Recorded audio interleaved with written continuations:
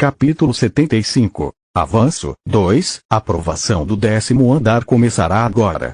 Descrição. Você está no reino do vazio, um mundo externo isolado dos vivos e dos mortos, onde as leis do tempo e do espaço não existem. Um ser vivo como você não pertence a este lugar.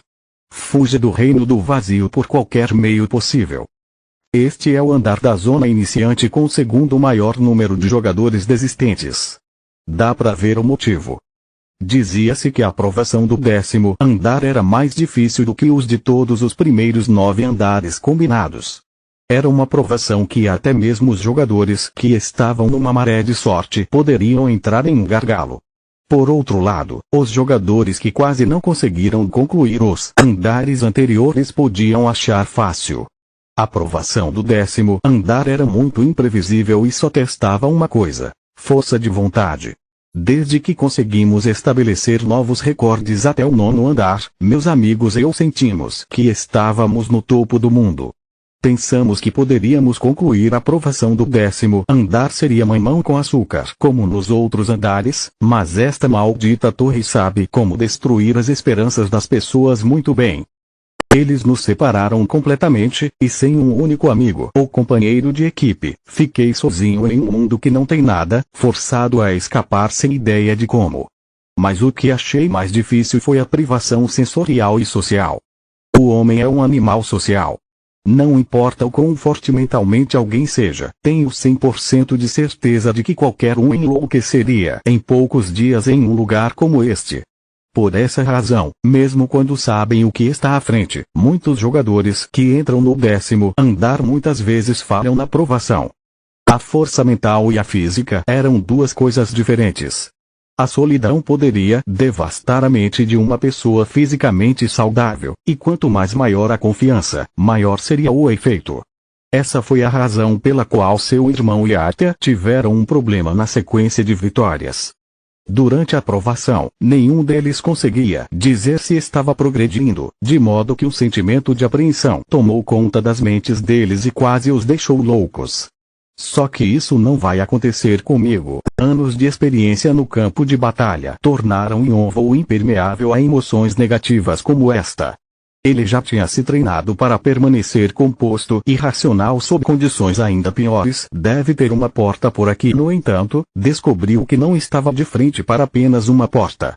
Tem 10 portas, todas de cores e formas diferentes. Yonvou fechou os olhos e ativou o fortalecimento dos sentidos para detectar qualquer anormalidade, então sua armadura se abriu para revelar dezenas de olhos.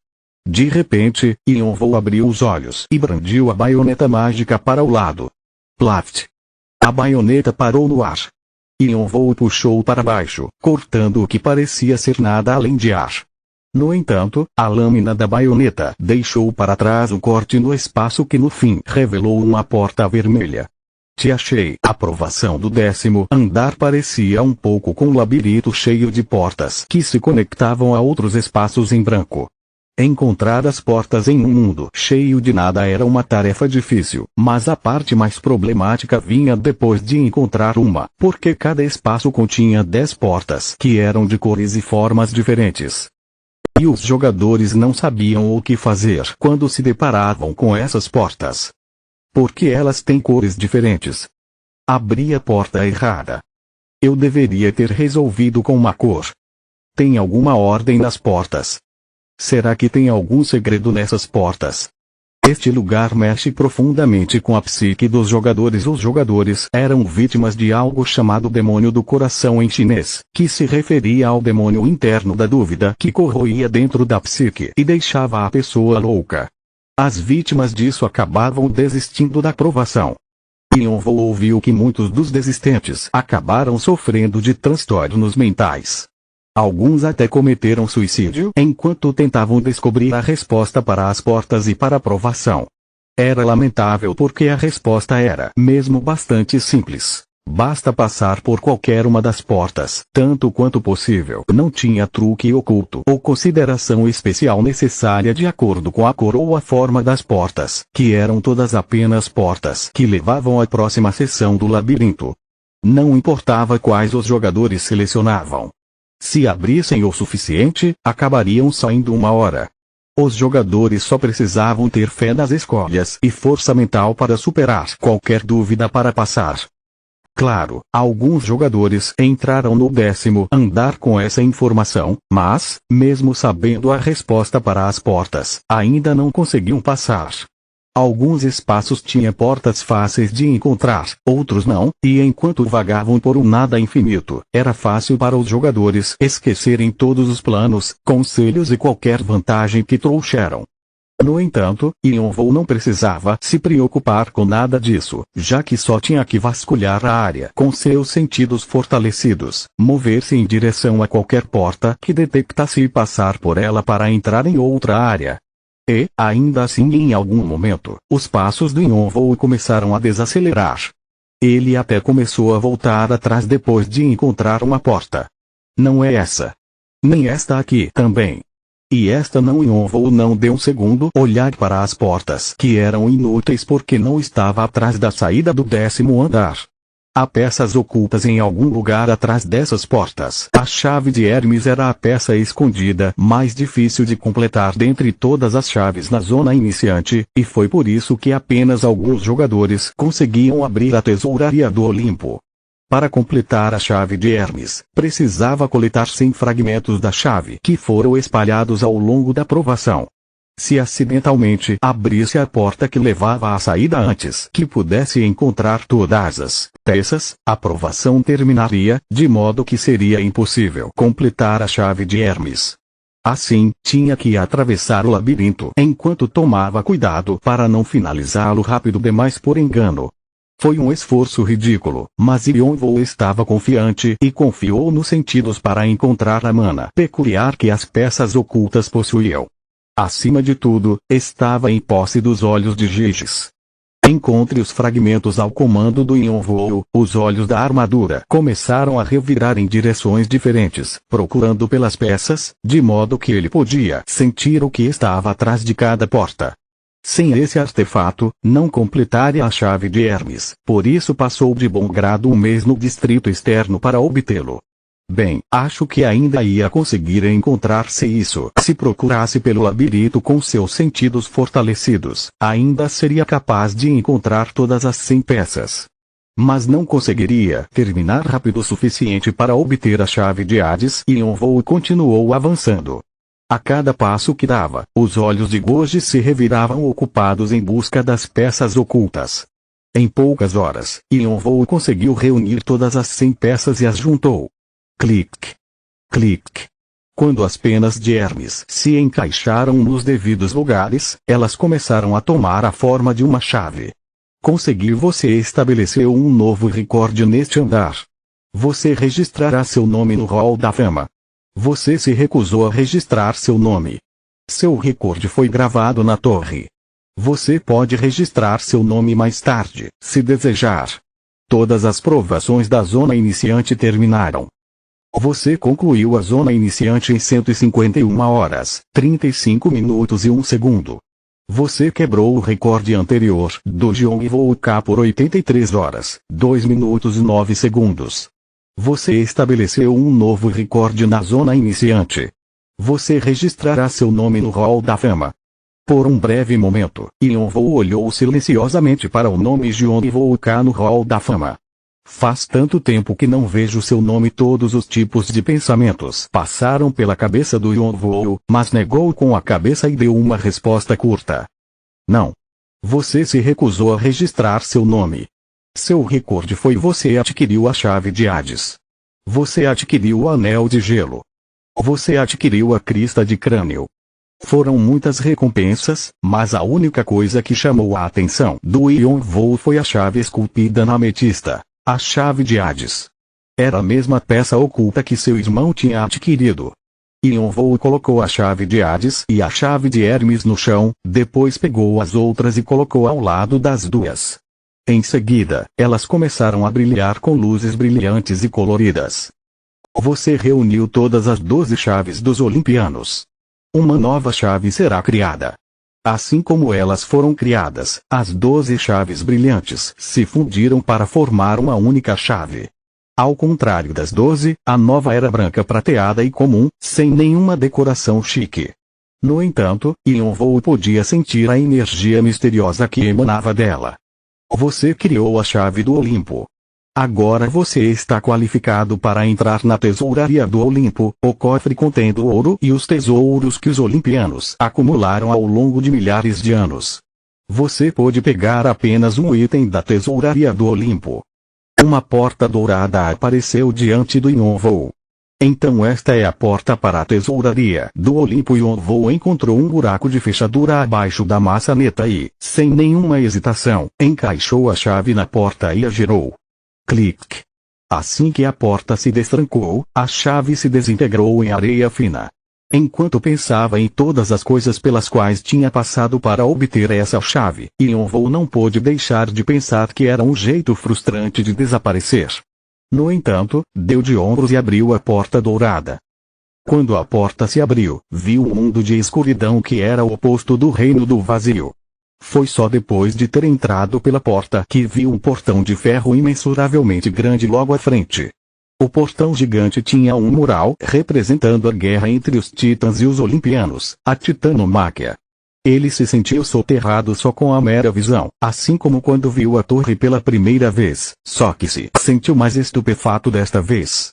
Quando virou olhar para o fundo do portão, viu um homem sentado ali olhando para ele com interesse. Ele usava um capacete e sandálias aladós e segurava um cajado entrelaçado com duas serpentes. Deve ser Hermes. O grande ser riu enquanto falava com Yonvou. É você. O homem que estarreceu todos os guardiões. Como o deus que podia se mover livremente entre os mundos mortal e divino, Hermes foi encarregado de ser o guardião da tesouraria do Olimpo. Como podia ver o mundo dos mortais, podia proteger os tesouros dos olimpianos daqueles que cobiçavam. Isso também significava que estava sempre observando o mundo mortal e tudo o que acontecia, o que lhe rendeu o apelido de observador. Já tive visitas antes, com mais frequência ultimamente, mas não acho que tenha havido algum mortal tão surpreendente quanto você. Hermes expressou sua admiração enquanto olhava para Yonvou. Nunca vi um mortal como você. Parecia que estava genuinamente estarrecido com Yonvou. No entanto, Yonvou deixou de lado o elogio do Hermes. Eu quero entrar na tesouraria. Ele não estava com vontade de conversar e queria entrar na tesouraria o mais rápido possível, porque já tinha decidido quais artefatos queria: a Astrapé de Zeus e a Égide de Atena. A Astrapé era uma lança que lançava relâmpagos e era uma das melhores armas da torre. Égide era um dos melhores escudos, cuja força permitia afastar a maioria dos ataques. Também tinha a cabeça de uma górgona embutida no centro que poderia paralisar ou petrificar os inimigos. Ambos os artefatos apareceram várias vezes nas mitologias e, com eles, o portador poderia aproveitar o poder dos deuses. Ah! Vejo que seu coração já está decidido a abrir a tesouraria. Muito bem. Vou atender ao seu desejo. Hermes bateu palmas com uma risada alegre. Bram!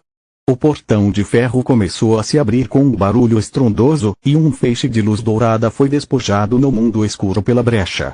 Capítulo 76. Tesouraria do Olimpo. 1. Na tesouraria, montanhas de ouro e tesouro brilhavam com a luz. Yonvou poderia dizer com um olhar que toda a sua fortuna só poderia comprar um único item. Até mesmo a joia perto do portão era linda e límpida, e ele podia sentir uma enorme quantidade de mana contida nela. Isso no mínimo, possuiria um valor incomensurável se fosse esculpida em um artefato, e a tesouraria estava cheia de tesouros celestiais como esse que despertaram sua ganância. Yonvou conseguiu suprimir seu desejo e estava prestes a correr para a tesouraria quando Hermes de repente falou.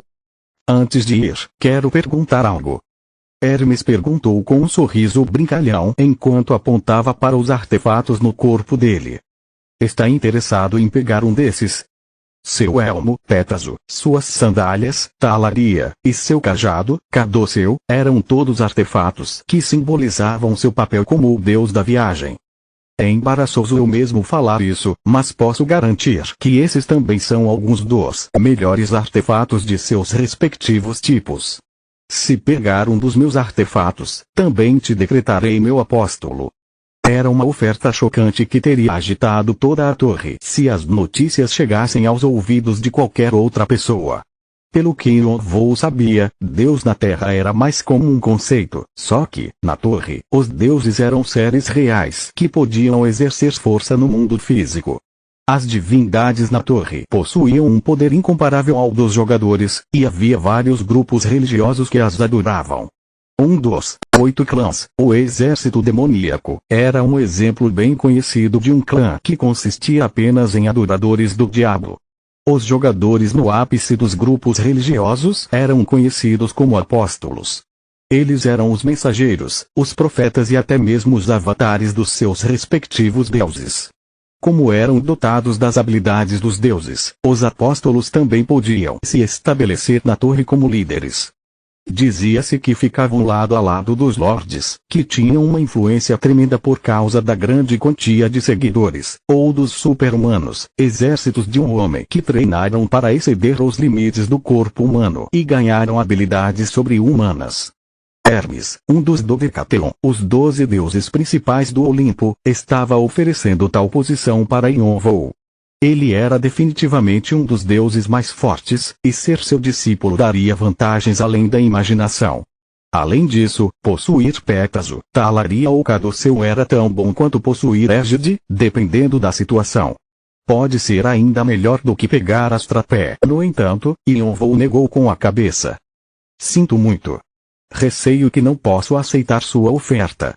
Ele tinha uma convicção de que tinha mantido em mente desde o início. Não posso ser restringido, compreendo.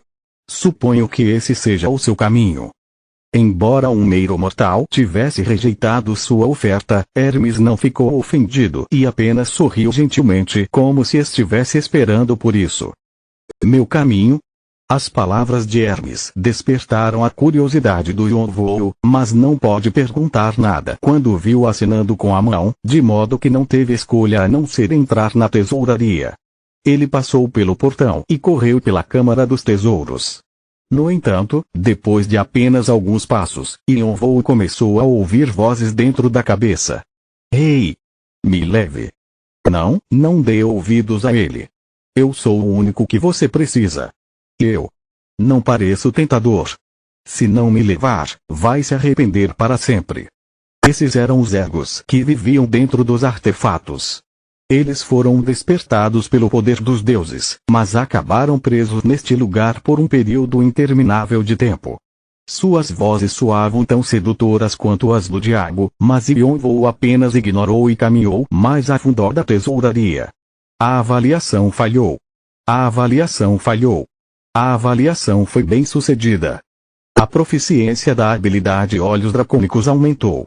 Olhos Dracônicos foi atualizada. Agora você tem permissão para espreitar a verdade de mais coisas no mundo. Assim que a mensagem apareceu, Yon-Woo foi bombardeado com uma tonelada de informações, incluindo a história de fundo e até mesmo os segredos que cada artefato continha. A maioria das informações permanecia inacessível, mas até mesmo apenas visualizá-las poderia aumentar sua proficiência.